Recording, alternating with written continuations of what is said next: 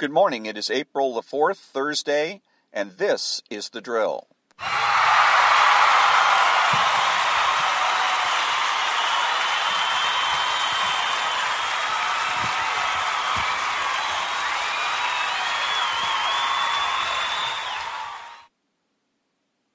And this is Ron, your host, the only true conservative in the United States of America today, because I'm the only one that makes the presumption for the status quo, speaking to all the butchers, bakers, and candlestick makers. And my show is, The Drill is on Facebook, and it's under The Drill, just in case if you want to contact me. Now, I was listening to Rush Limbaugh a few minutes ago, and he's doing a segment in which he was making some predictions. And somebody called in and was complimenting him on the accuracy of his predictions, and because that's basically what he was doing. He was not making his predictions, but he was patting himself on the back about the accuracy of a prediction that he had made. And so he's telling the listener, well, yes, but that's because I know these people like the back of my hand, blah, blah, blah. And the thing I keep thinking, I picture lefties all over the country that are smiling, laughing, and when they hear Rush Limbaugh say this, because what he does falls right into their playbook. Okay, when he makes predictions, anytime any conservative, anybody makes predictions about what's going to happen, you're falling right into the lefty playbook. It doesn't matter what your prediction is. Who cares? Okay, what matters is what is right and what is wrong. That's what you need to be talking about. But when you talk about predictions, and particularly if you're using it as a sign of intelligence, it's ridiculous. Most of the time, predictions are 50-50. You flip a coin, and 50% of the time you're going to be right anyhow. So it's not like it's a really big deal to be right on a prediction. And all you do is you play into their hand by refusing to discuss values, by refusing to discuss ethics, by refusing to use should statements. What should happen? What is right? What is wrong? What should happen? Not what will happen. What should happen, and why should it happen? And so when I hear Rush Limbaugh patting himself on the back for doing these kinds of things, and he does this all the time, it's stupidity. It is gross stupidity, and he really needs to stop it.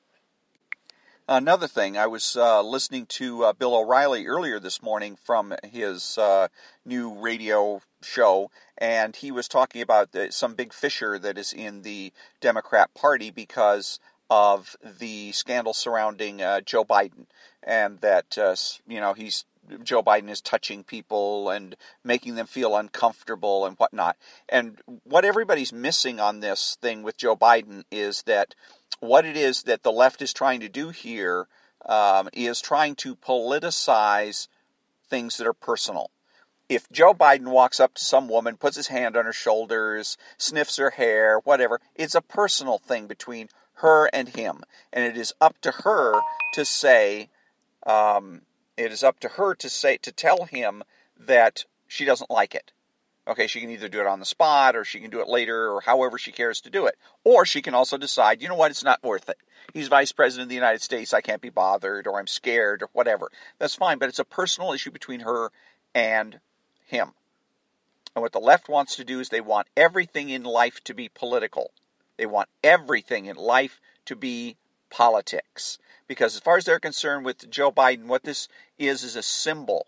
That he is a symbol, the woman he's touching is a symbol, and that his putting his hands on this woman without her permission is symbolic of male oppression. Males oppressing females. So it's supposed to be a political thing. It's not just about him and her, but about all men and all women. And it's BS.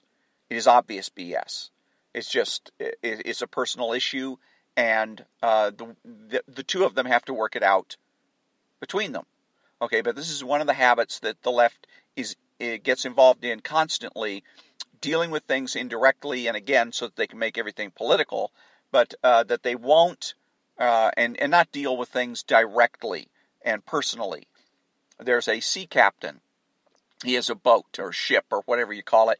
And every once in a while you'll see him on television. He's holding a press conference, and he has a table with displayed all kinds of things, trash that he found in the ocean, plastics and whatnot. that he found in the ocean when he was cruising around. And so my thought is always, well, why are you having a press conference? Why don't you just when you next time you're out in the ocean, you see some trash, why don't you scoop it up and throw it away instead of having a press conference? But that's the way the left deals with everything. They want everything to be political. And the fact of the matter is that certain things in life are political. Most of the things in life are not political. That's just the way it is. That's life.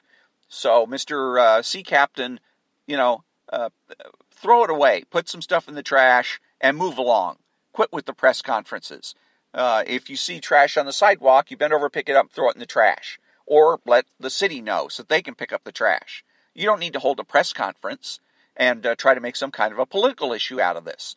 Same thing with the sea turtle. There was a sea turtle with a straw up its nose, picture of it. And I know it was faked. There's no way that sea turtle is going to be swimming along with that straw sticking out of its nose for any length of time. It's going to fall out, or all it has to do is brush up against something, and that straw would have come out. I know by the look of that picture that it was a fake, that they faked it up just to create some kind of political controversy over plastic straws. But again, it's the same idea. If you happen to see a sea turtle with a straw up its nose, you don't hold a press conference. You take the damn straw out of its nose. The same thing with, there's been some birds and whatnot that have been shot with arrows. And so, of course, all the left-wing politicians have to go run around, take pictures of this, and then have press conferences about it or put it on Facebook. Here's a better idea. Why don't you take the damn arrow out of the bird? That's the problem. Take the arrow out. If it's, a criminal activity or suspected criminal activity, report it to police and move on. We don't need a press conference every time something in life happens. We don't need to know about it. Life isn't politics. Politics is part of life. Now, my last little segment here is going to be about Liz Wheeler. I was listening to her also this morning, both her and Bill O'Reilly on YouTube, their YouTube channels. But actually, her segment is called Tipping Point, and it's from a larger network, OAN. I can't remember exactly what it stands for. But anyhow, she is talking about debunking the pay difference between men and women. And she says that some lefty sent her an email and challenged her to produce evidence that there's, this evidence, that evidence, and the other evidence. And so she went ahead and did. She got all these statistics together and whatnot and sent it to Miss Lefty, who of course wasn't satisfied and wanted more information. This is a mistake. Conservatives make all the time. And conservatives need to knock it off. Conservatives have nothing to prove to anybody, okay, unless you're asking for change for some reason. If you're asking that we have to have change anybody who is asking for change has the burden of proof. Okay, but by and large, that's not conservatives. Conservatives make the presumption for the status quo. We get up every morning and we say, things are pretty damn good the way they are. Okay, it's the left that always wants change. They get up in the morning every day looking for something to politicize and to try to write laws about and to try to fix. They're always looking for something to fix or somebody to fix. So they have the burden of proof. And they especially do here with this so-called gender pay gap. Now, it seems like all kinds of Republicans have already conceded the point and that agree with it. Oh, well, yes, there is a gender pay gap. Well, I haven't seen any evidence of that. I keep hearing people say that there's a gender pay gap. It's like global warming. We have a supposed list of all kinds of scientists that are on board with global warming, but I've never seen the list. And until I do, I'm not going to acknowledge anything. I'm not acknowledging global warming until I see that damn list. Then we'll go from there. And it depends on what's on the list. But the same thing goes here with the pay gap. Unless you show me evidence that there is a significant pay gap for all women in the United States. Okay? Part of where the conservatives get caught up here, and the reason they get tripped up, is because of one of the left's favorite tricks is with surveys and polls. Polls and surveys, they cannot poll or survey 350 million Americans. It takes too long. Okay? So what they do is they gather up what they call a representative sampling. So they go out and they find a certain amount of people. Hold on here. There we go. We'll just get rid of it that way. So anyways, we're polls or surveys. So what they do is you'll hear them say that they, most of the time they don't even bother to discuss the details. You'll hear it on the news. A poll was conducted today in which 49% of Americans say that they think Donald Trump is a great guy. And 37% think he sucks, and 12% don't care one way or the other. But it's a lie.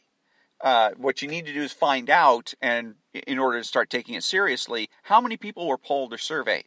Because very often what you're going to find out is that they are polling or surveying as little as 500 people and claiming that these 500 people are representative of the entire United States, of all 350 million Americans. Don't accept that. Never, ever. When somebody says, well, there's a poll conducted, really, how many people were surveyed? What was the name of the poll? Get the details. Don't just concede when somebody says, oh, well, did you hear about the poll or survey that says 60% of Americans think that Donald Trump is not doing a good job? No, I didn't. How many people were surveyed? How many people were polled? Got to find that out. And if they come back and they have a number as low as 1,000, then you say, I'm not going to pay any attention to that.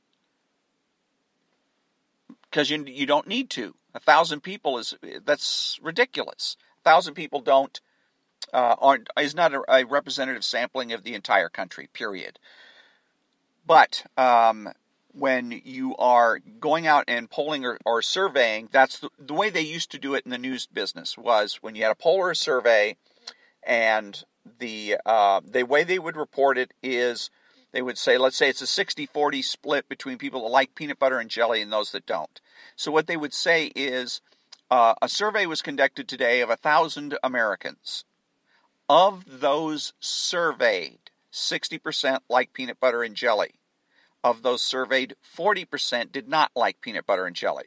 Or it might be 20% don't like peanut butter and jelly, 10% or 20% are don't know. Because there's always the small figure of people that don't know or don't care or whatever. That is an accurate description, okay, of those surveyed. The news departments never, ever used to claim that a poll or a survey represented any more than what they sampled. They never, ever would say, of 60% of Americans think. 40% of Americans think this. They wouldn't do that. They would say, of those surveyed. So that's another good way to defeat that, the poll or survey situation, is when somebody comes out and says, well, there's a survey that says 60% of people disapprove of Donald Trump.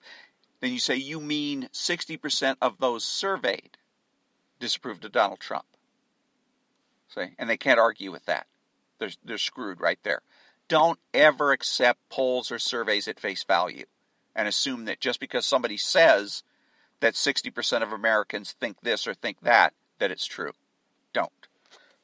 So, at this point, that brings us to the conclusion of another episode of The Drill. And until next time, thank you very much for listening, and have a great day.